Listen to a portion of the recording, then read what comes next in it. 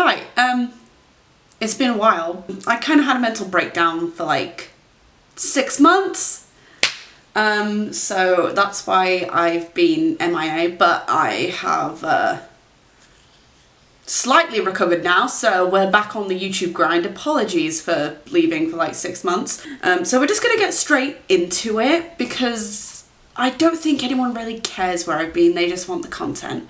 And that's what I'm gonna give. One of my last videos was me on Disney for their live action remakes. Even though I don't like Disney live action remakes, I still love Disney, and specifically the Disney princesses. So what we're gonna do today is we are gonna rank every single Disney princess film. I just needed to watch every Disney princess film, and this was a good excuse to do so. So we need to do a few disclaimers before we get into it.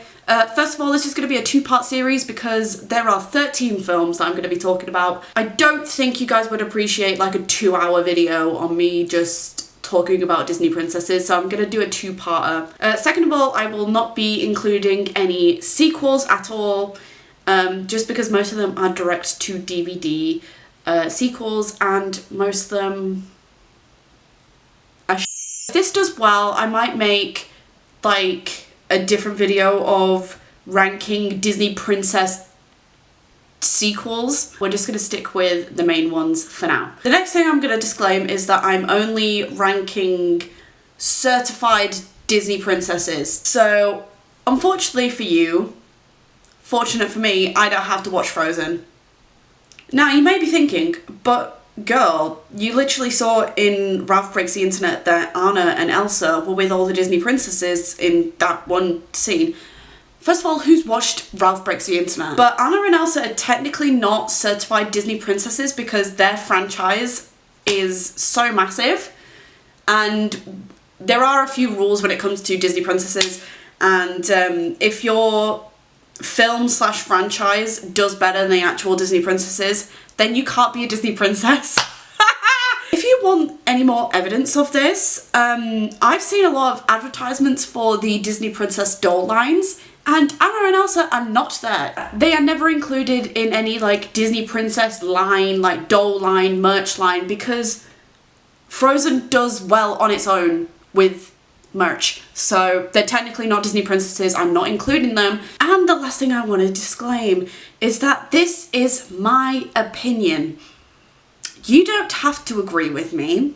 So if I put a Disney princess lower than you would think, I am sorry, it's just my opinion, it's just me. So yeah, this is going to be 2 really long videos, so we're just going to get into it. But first, I need a staple right now. I need to put something on real quick.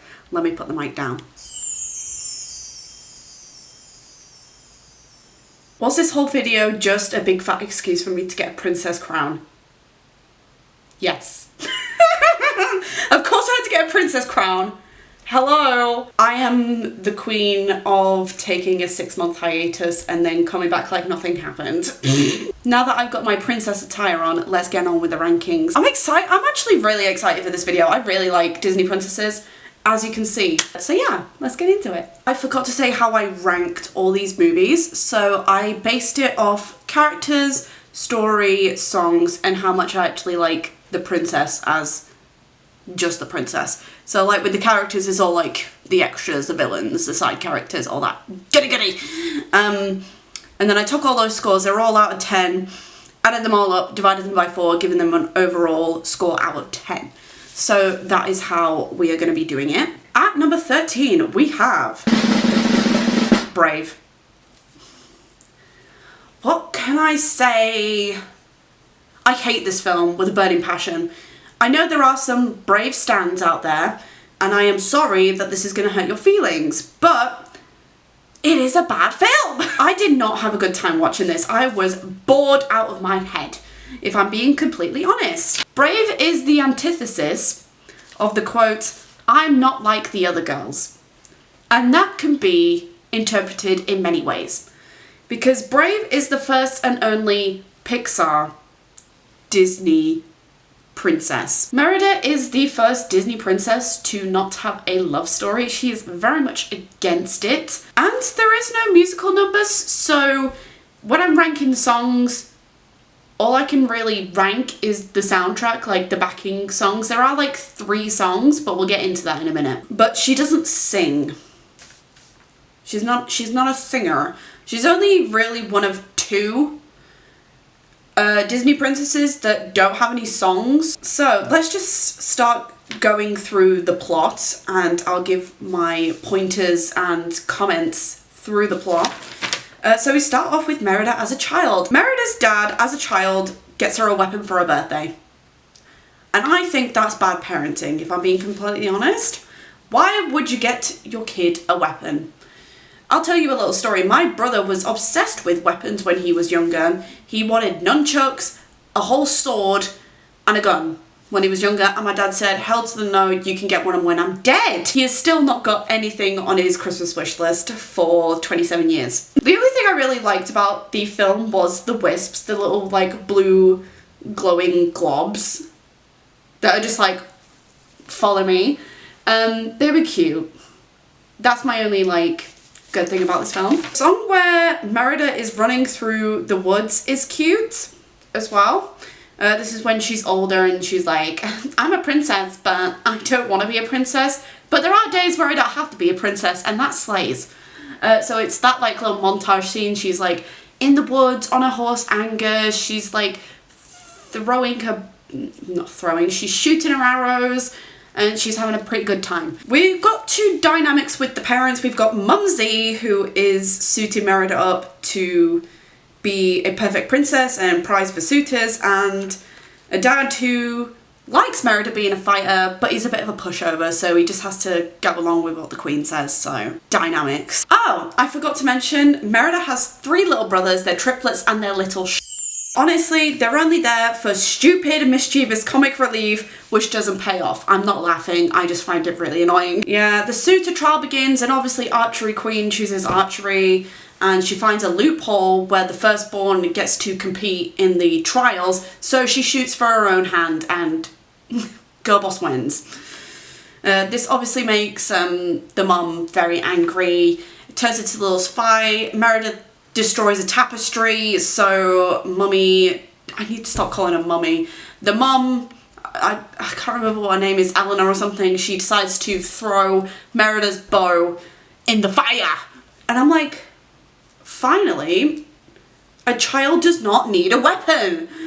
I'm kind of on the mum's side. I'm like, just do what you need to do, and then you can throw your little bow and arrows on the weekend. Mumsy turns the bow into ash, so the little Merida turns the mum into a bear. I mean, karma's a bitch. Oh my god. Yeah, I forgot about the witch. Who was there when everyone thought that the witch was Boo from Monsters Inc. and she was trying all these portals to try and get to Sully, and she got stuck in the Scottish Highlands during medieval times and is now turning the queen into a bear? I was there. It's a stupid theory. Of course the triplets also turn into bears, because why not? Why do they need to get turned into bears? They don't even speak. They don't even really need to exist, but they do exist. I'm really not liking the little brothers. They're just so annoying. The only time they're really like useful is when the mum is obviously a bear and Merida has to get Bear Mum out of the castle without being spotted by like the kingdom, because everyone hates bears because of Mordo. I forgot about Mordo. We'll get into him in a minute. So that's the only time the triplets are ever useful.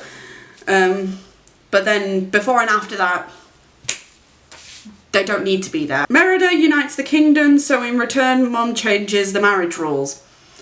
Yay, everyone gets what they want. Oh yeah, I was just getting vibes off Merida, like, why are you so against being with a man? Slay. Throughout time, there's obviously like a deadline with this like bear curse thing, and the longer she doesn't turn back into a human, she turns more into a bear. So she's turning more and more into a bear, which concludes in the old misunderstanding trope. because the king is trying to kill her, thinking she's like just a normal bear, when it's actually just mum. And she runs off into the woods, and Merida's like, no, mommy, no. Mordo is a pretty scary villain, I will give that.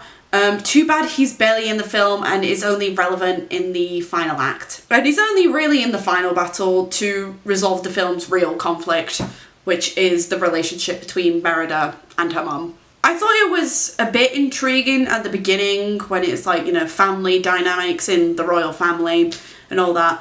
And then she had to get turned into a bear. And then I just found the bear stuff pretty boring. Why am I doing this with my fingers? It's hard to fully like Merida, if I'm being completely honest. Like, yes, like, she wants to be a free spirit, but then she does selfish to try and get what she wants. This is my big thing with Merida. She was so bloody against being a princess. Why did they certify her as a Disney princess? I know she kind of accepts her role at the end, but she's still not really like wanting to be a princess, so why is she a Disney princess? I could have saved my whole time not watching this film if Disney decided to say, you know what, Merida is not Disney princess material, because she's not. Yeah, and the 3 songs that they decide to add into the film, and it's usually just during montages, like, montage, add a song. And they all sound the same, so I have to give low marks for that. I do like the Scottish, like, soundtrack. I do like the Scottish, to be fair. They're... Obviously, I'm from the north, so the north and the Scots. And I do like a good old Scottish song, like, with the bagpipes and everything. I think that's pretty cool. The characters aren't really flushed out, apart from Merida and Eleanor. The 3, like, town people, leaders, they just all seem to hate each other for like, for what? What was the reason? So on the current overall rankings, characters 4 out of 10, story 4 out of 10, songs 3 out of 10. Only really low because there's like 3 songs, they all sound the same and they're a bit and the princess likeliness score is a 3. So overall we've got a 3.5 out of 10 for Brav. For Brav. Oh yeah, Brav! Let me turn your mom into a bear. Thank God I never have to watch that film again. So number 12 actually had a higher score than number 11, but I think on a personal note I've changed my mind. So that's why it's at number 12. And it is Pocahontas. I think we all know the big fat problem with Pocahontas. Disney basically has romanticized about the real Pocahontas, who didn't fall in love with someone. She basically got kidnapped and R-worded. There are so many videos out there about like why Pocahontas is actually bad and why it's like a bad retelling of the story, so I'm not really going to get into it. There's a whole lot of people who could do a better job of that than me. I've kind of forgotten what happened in Pocahontas. I watched this like, this video has taken like a couple of months for me to like get through, because I have had to watch hours and hours and hours of Disney films.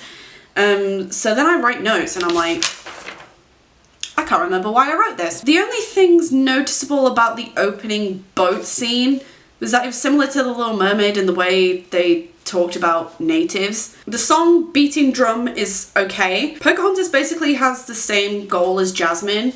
She doesn't want to marry Kocoum, even though it's like the right thing to do for her, like her tribe. She's basically Jasmine, but in the land of Pocahontas. I like Just Around the River Bend. I won't say it's like the best song in the film, but I like the vocals for it and I like the visuals for it. Radcliffe isn't even a good villain. He's just an asshole, and his villain song is he's just talking about how he wants money. That's boring. Like, give me something new, por favore. I also find it a bit stupid that Pocahontas and John Smith can understand each other through the wind. Obviously, it's supposed to be like all magical and, I could talk to you now if I just listened to the wind. But it's like, what if he farts? What is he saying then? I need a oh, I just need to pass wind right now. I hope you understand. I would say like the only really good scene was the Colours of the Wind song. The greatest character is Miko the raccoon. Everyone who knows me, you all know that I freaking love raccoons. So of course my favourite character was going to be a raccoon. If there's going to be a raccoon in a film, that was going to be my favourite character.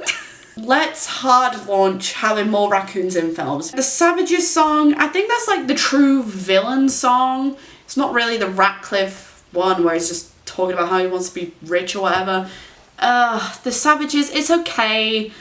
I understand like each side, how they see their opponent, I guess. Putting aside the fact that Disney took the tragic story of Pocahontas and turned it into a romance film. Ugh. This film is just quite dull. And I'll never understand why the animators prioritized this over The Lion King. If you know the law, you know the law. If you get it, you get it, and you don't, you don't. But if you don't, basically they were making Pocahontas and The Lion King at the same time, and they prioritized Pocahontas over The Lion King because they thought The Lion King would flop. Roll around them both being released and The Lion King being like one of the best animated films of all time.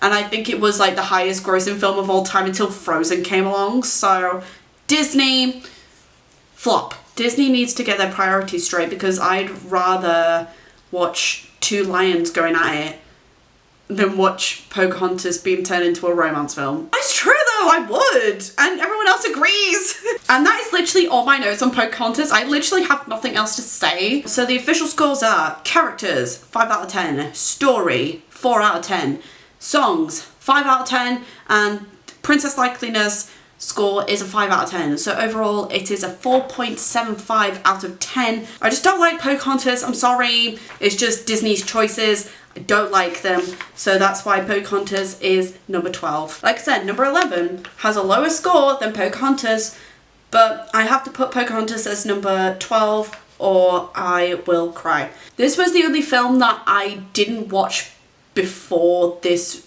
ranking video came into my head. It was the only one that I hadn't watched. So this was the only one that I went into the film like not knowing anything really about it. And I don't know anything about it because no one talks about it, and I think there's a pretty good reason for that. And it's Raya and the Last Dragon. It's the newest one. And yeah, it's a flop. Oh, what can I say about Raya and the Last Dragon? There's barely any notes about this one either, because again, it was the same with Pocahontas. It was just dull. I will give it credit. There was cool animation to explain the dragon lore at the beginning. Was it the spirit? I can't even. Was it the spirit of Sisu? It was just like this orb. Turns out it's not the spirit of Sisu. It's literally all the dragon's powers into one orb that they decided to use to destroy the stone monsters. So this feels like a teen dystopia film made for kids. Like, when I first heard about, like, the 5 sections of this land, I think it was, like, fang, heart, spine, talon, and tail, I was like, this is giving Divergent. Hi, welcome to my trash bedroom. Can I just say, while I was making that little meme of Raya and Namari in the Divergent poster, I saw a lot of pictures of Namari and Raya fan-fictionalized. And I just want to ask the people who are making that artwork, are you okay? This is giving very much when people were shipping Harry Potter and Draco Malfoy. Canonically, no. But is it hot? Yes. Like, I fully saw edits of Namari grabbing Raya's ass, and I'm like, okay, sure. People gaydar was on with Raya. Just like my gaydar was on with Merida and Brave. Like, hello, I'm getting some tingles. But yeah, I just thought that was weird and I wanted to share it with you guys. Back to the actual criticisms now that I've got that out of the way. Like, if they weren't tribes, then it would literally just be Divergent and everyone would like have to be sorted into factions of Dragonland. This film has a lot of takes on trust. The main theme is about trust. They literally say the word trust every like 3 minutes, and that's why I'm saying trust every few seconds, so you get the point that this film is about trust. Namari betrays Raya's trust as a kid and causes the Sisu gem to break and the whole world goes to basically. Then the stone monsters come and turn everyone into stone. They can't go into water, so all the lands are starting to redevelop their land, so it's like more on the water so they don't get attacked.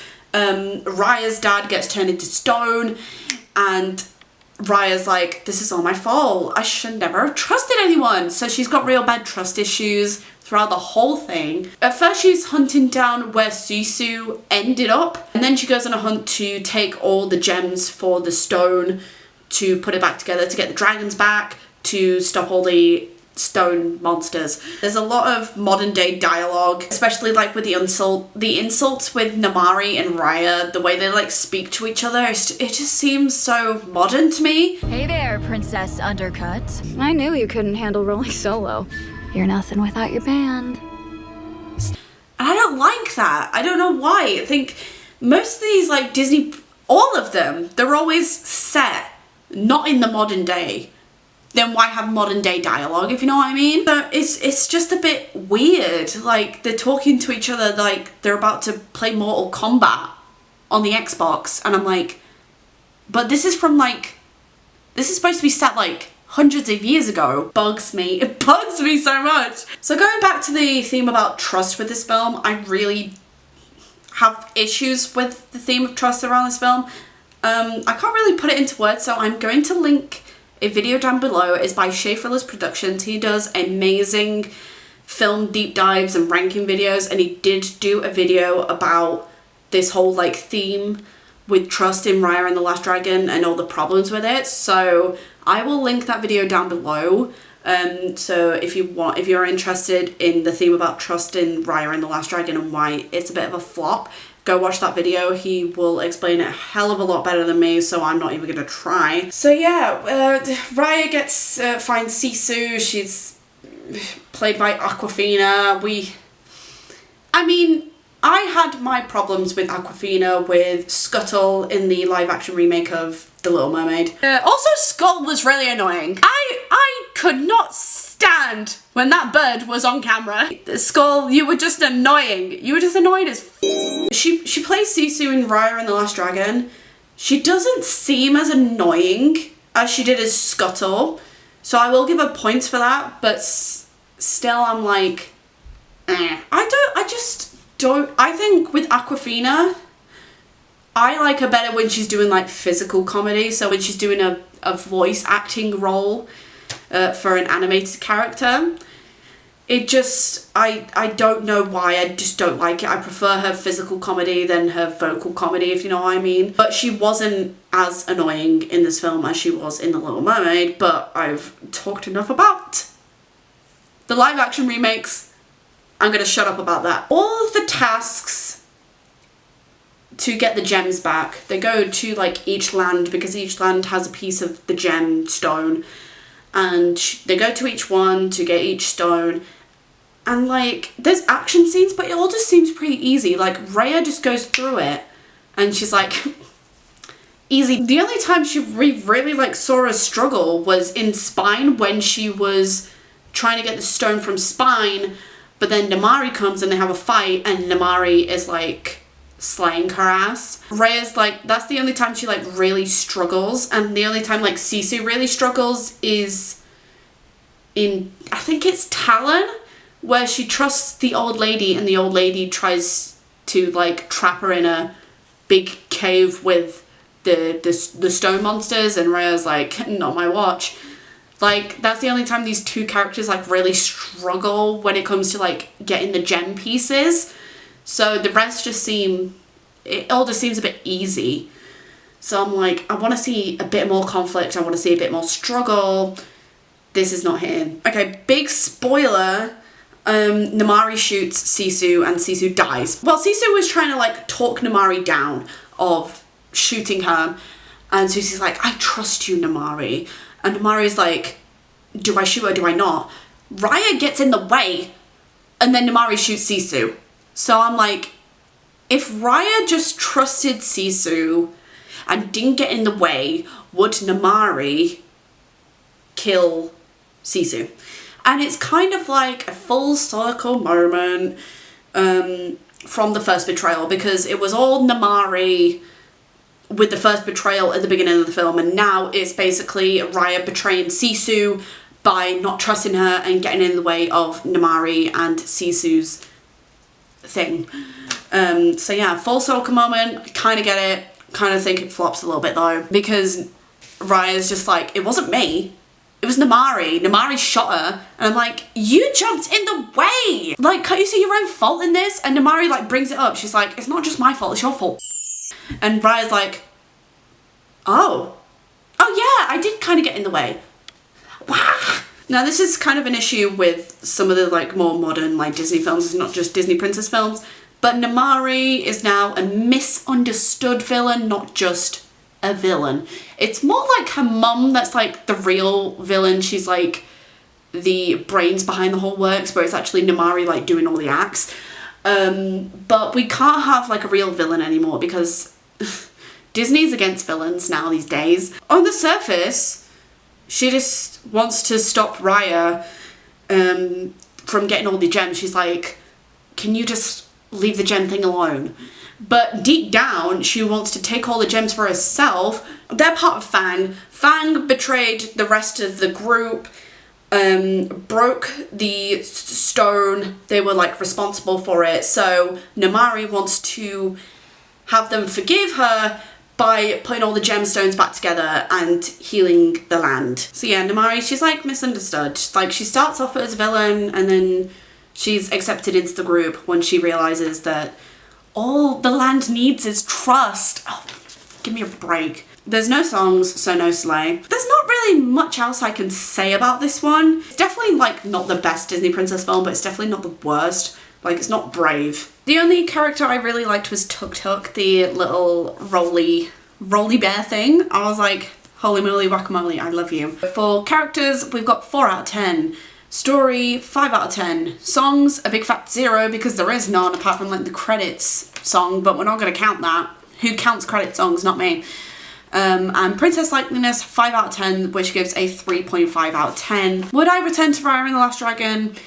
I mean, if it was already on, you know, if someone else put it on, I'd watch it, but I wouldn't voluntarily put it on myself. Let's just say that. Number 10 had a similar score to Pocahontas, but if I had to watch this film or Pocahontas again, I'd watch this film. Some people might be a bit mad for me with this one because it is so low, but I was just never a girly that really got into this film. And number 10 is Cinderella. Out of like the original like 3 Disney princesses, there were Snow White, Cinderella, and then Sleeping Beauty. Out of the 3, this was one that I never really watched as a kid. I think the first like proper Cinderella film that I ever watched was A Cinderella Story with Hilary Duff. And then the first time I ever watched like a Disney Cinderella film was the live action remake. I think I've watched it like a couple of times before doing this ranking video, but I never really paid attention to it. I don't know. The one thing I will give it credit for is the opening credits. I miss Disney, the old Disney film credits, like when it's just playing like a really magical song and it's playing all the credits and it's over like this beautiful landscape or like just a nice blue, anything like that. And then the like the storybook illustration openings, like, yes, that's what I need. I love that.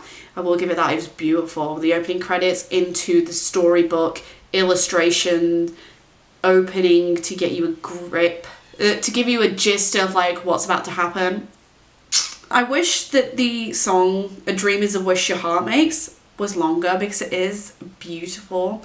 I just wish it had more verses to it. I think there's only like 2 or 3. I'm like, make it into a full Blamalam song, you know? And then we go into, I think I've already talked about this in my other Disney video, but I wish the mice didn't talk. The mice are so annoying! I just found the talking mice in the original really annoying. The way they were just like, Cinderella, Cinderella! Sweet Nightingale is okay, and it obviously was ruined intentionally at the beginning of the song with the sisters.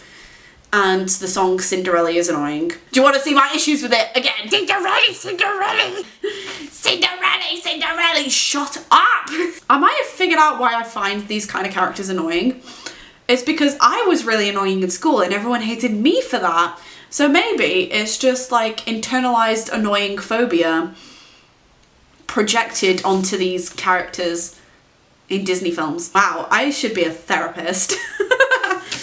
Just kidding, I am my own, I can't afford a real one. Any scenes with the mice or the cat bored me, if I'm being completely honest. Like the cat like chasing the mice, I'm like, I get it, cat and mouse thing. Honestly, Cinderella is a bit of a plain Jane character for me, but credits to her for putting up with those little stepsisters of hers. Like, if that was me, I'd be swinging. Cinderella do this, Cinderella do that. How about you just do it yourself, you lazy. One of the characters I like is the fairy godmother. She's quite fun. And Bippity Boppity Boo is quite a fun song as well. I just love saying Bippity Boppity Boo in my princess tiara, making a video about Disney princesses. Like, hello, all I need is a magical wand and toot toot, you're watching my video and subscribing to me. Subscribe or I'll turn you into an annoying mouse, which I'll critique on my videos. Is it a threat? No, it's a curse. I wished we saw the interactions between Cinderella and the prince more at the ball to establish a better connection. I believe, I haven't seen the direct DVD sequels, but I'm pretty sure they do a better job with this aspect in the sequels, so we shall see if I ever watch the Cinderella sequels. Obviously the song, So This Is Love, banging song. I wouldn't class the stepmother as pure evil, she's just a nasty bossy. And the real evil thing she did was lock up Cinderella when the prince was going around trying to find the owner of the glass slipper. She's just like most company managers, if I'm being completely honest. T! If my manager is watching this, I don't mean you, love you. The visuals, I will say, were lovely. I do love an old-fashioned, hand-drawn animated film. Big creds to the visuals, but I found this rendition of Cinderella a bit boring. Like, do I need to see Cinderella doing laundry? I mean, I guess it makes sense for like the entire story and, you know, Cinderella's character and everything, but I don't know, I just have a few issues with Cinderella. Oh my god, I posed a comment, this is the only time I'll say the live action remake was better. Ooh, that is a hot take from me. That was made like a couple of months ago. Do I think a couple of months later now, do I think the live action remake is better? I think it's better with like hashing out the characters a bit more. They actually give the prince and Cinderella more screen time together, but I think visually, obviously, I'd say the original was better. So let's get on to the rankings. So we've got characters, 4 out of 10, just because they're not really hashed out that much. Story is a 5 out of 10.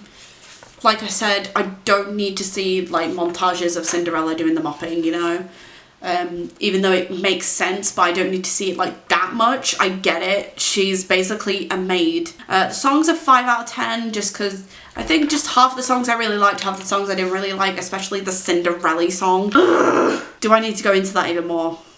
Maybe you want that. The princess likability, I'll give a 5 out of 10 just because I think she's a bit not as much hashed out as the other Disney princesses. So overall that gives a 4.75 out of 10, which I believe is the same as Pocahontas, but I do like this film a whole lot better, so we're gonna get into the next one. Right, so at number 9 we've got Sleeping Beauty. Hail Aurora is very repetitive. We get it. She's just come out of the womb, she's a princess, she's a beautiful baby. Hail Aurora, slay, slay, slay. Do I need to hear it every time? No. There is an established connection between Aurora and Philip. It may not be romantic, but it's shown that whether they fell for each other, they would marry to unite the kingdoms. Obviously with Aurora and Philip, they were like, I was gonna say doomed to marry. They were doomed. But you know what I mean? There's like an established like link between the two, because whether they fell in love with each other or not, they were supposed to wed to unite the two kingdoms. So that's great. We love forced marriage. The gift song is very ethereal with the visuals helping. I like it. I will say, I love Maleficent as a villain. She slays. She's just evil from the start. Like, if you're thinking to yourself, I didn't get invited to a party, let me just curse your newborn child. That's bitchy, that's petty, and I'm here for it. Maleficent, you go queen. The three fairies are charming side characters, and you can see how much they care for Aurora. They're not like just side characters that are meant for like comedic relief, and they're a bit annoying.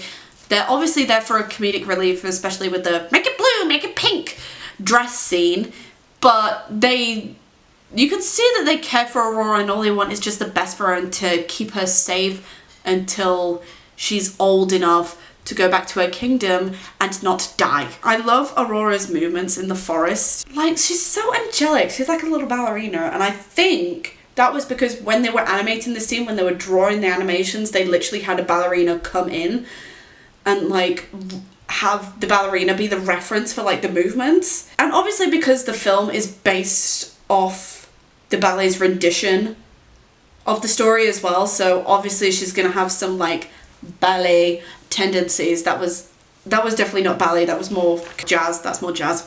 Oh BRB. Yeah, otherwise well. Hello to my boyfriend now, please. Send help. Now, there's not that very many songs, I will say, for this film, but Once Upon a Dream slays! The misunderstanding about the boy in the woods and the prince is a nice touch. I don't usually like misunderstanding tropes, but I think it works well in this scenario. I'll give it a free pass. The prince is a more developed character than his predecessor princes from the previous 2 Disney princess movies, which is Cinderella and Snow White. Like, he has a voice, he has a personality, he has dialogue with Aurora, he has connection with Aurora, they actually speak to each other. The scene where Aurora goes to the spinning wheel is a bit too slow. It's supposed to add tension, but it went on too long. I mean, the final chase / battle scene with the prince and Maleficent, it's like not the most extravagant final battle that Disney has ever made, but for its time and what they were able to like animate and things like that in that time is pretty good. Although the fairies did most of the work for Philip, I'm not even gonna lie. It was mostly the fairies and they didn't get that much credit for it, so what the hell. I'm gonna call it the PL score just from now on, so I don't have to say princess likeliness anymore. I would like to rate the PL score higher for this film, but Aurora's only in the film for 18 minutes. 1/8 out of 79. For a film about her and she's only in like a quarter of the film, it baffles me that. It shouldn't even be called Sleeping Beauty, it should just be like every character but Sleeping Beauty. That should be the title of the film. And also I'm gonna have to rate the songs low as well because there's not a lot of songs either. I think with the first like couple film, no, I think with like Sleeping Beauty and Cinderella, they weren't really like musical films. They were just princess films with a couple of songs in them, if you know what I mean. But let's get into the scores. So we've got characters, 7 out of 10. Story, 6 out of 10. Songs, 5 out of 10, only because there's not a lot of them. And the PL score is 5 out of 10, only because she's in it for 18 minutes! I think it's a crime. It's like a Disney crime. That was number 9, Sleeping Beauty. Now, do I prefer this one over the Maleficent live action remake? I can't really compare the two because Maleficent is more of like a little like live action spin-off, because it's not really is it a spin-off? I don't know. It's like, it's a remake, but it's also a spin-off. It's more in like Maleficent's point of view, so I can't really compare the two, but if I had to choose, I'd probably choose Maleficent. I think it's just because it hashes out the villain more. Like, I love Maleficent as a villain. Like I said, she's a petty bitch and I'm here for it. But also they give Maleficent more of a backstory on why she's such a petty bitch. So that's good. Number 8, and it is Snow White. And before I say anything, since my Disney live action deep dive video, I have had the displeasure of watching the live action remake. And let's go on a little tangent with the live action remake. I can see why people hate it. But I also think it's not as bad as everyone is saying. It's still bad, but it's not that bad. So there might be a couple of little references to the live action remake when we're talking about this. For example, Wishing Well is a bit of a basic song, but I still prefer it over the live action's Waiting on a Wish song. Holding out for someday. Sorry, Rachel Zegler, I know you're doing well on the West End these days, and I'm really happy for you, and I think that's where you belong. I mean that in a nice way, I promise. I like her doing Broadway in the West End, and I think that's where she really shines, because that's what she did, especially like in high school before she got picked up for West Side Story, so I think she'll do well in the theatre more than films, so slay for you, girly. Snow White and the prince only have one interaction for like 4 seconds and the prince is already singing to her about love. That's giving red flag to me. That's giving love bombing. Oh my god, maybe Rachel Zegler was right. I'm not agreeing with Rachel Zegler, I just think it's also a little bit weird. This version of Snow White does possess a lot of whimsical charm that I don't think a lot of people can do the justice of trying to replicate. Now, I've watched the original Disney animated film, I've watched Mirror Mirror, I've watched Snow White and the Huntsman, and I've also watched the Disney live action remake. So I have watched quite a lot, and the only one that I feel like truly resembles the character of Snow White the best is the voiceover actor for the animated Disney Snow White, which we're talking about. Although I think Lily Collins also, is her name Lily Collins? I think it is. I think she also did a pretty good job. And then there was Kristen Stewart. She served Bella Swan face, and then there was Rachel Zegler. With a Smile and a Song is a very sweet song, but I could barely hear what she was singing, so that's a no, but I'm not going to go on that too harshly since it was obviously Disney's first animated full-length film. Whistle While You Work is a very catchy and one of the best songs in the film. What can I say? Hi ho, hi ho! A good introduction for the dwarfs. I love the scenery for the mines and the shot of the dwarfs crossing the log bridge. I think it's very iconic. When you think of Snow White and the Seven Dwarfs, you think of that log bridge. I love the interactions between the dwarfs and each other, and all their personalities play off really well together. I found a couple of scenes a bit boring every now and again, like when they're washing up for supper and bedtime, like when they all go to bed, like they're trying to figure out how to wash their faces. They must have really stunk before Snow White came in.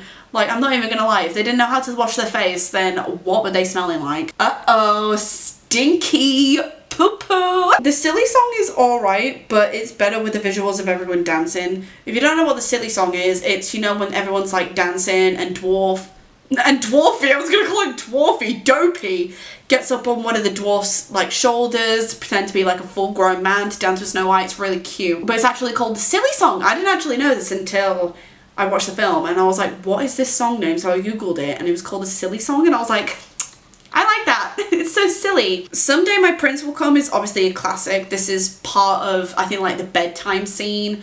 The actual bedtime scene is boring, but then you get into Someday My Prince Will Come and you're like, slay. The Evil Queen only comes into play for like 5 minutes in, and then after the second half, she could have done a bit more, but instead she did a bit less. I would have liked to see her jealousy play out more.